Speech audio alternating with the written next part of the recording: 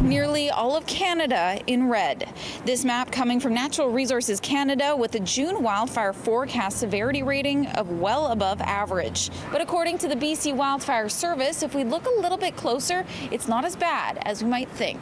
We don't want to, spark fear or too much worry, where we're constantly assessing those conditions. The maps show June, July, and August all predict a well above average wildfire season across the country this year. But the BC Wildfire Service says these forecasts present general trends and should not be taken as accurate predictors. It's because those long-range forecasts are not the most reliable, and a lot of the wildfire activity is dependent on those short-term weather events. So like when we have lightning events or high winds. In 2018, BC experienced its worst fire season on record, with more than 2,000 fires and 1.35 million hectares burned.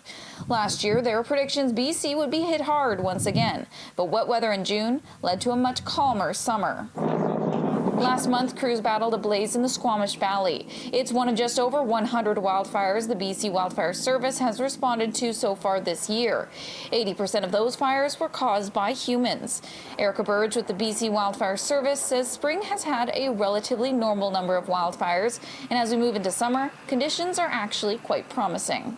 We're anticipating actually an increase in relative humidity, so you'll see that in grasses starting to green, fruits and flowers starting to bud, and that's a really great sign. Although we are currently at a low fire danger rating, we have also had an exceptionally dry spring. We only picked up 22 millimeters of rain last month, 40 millimeters of rain the month before that.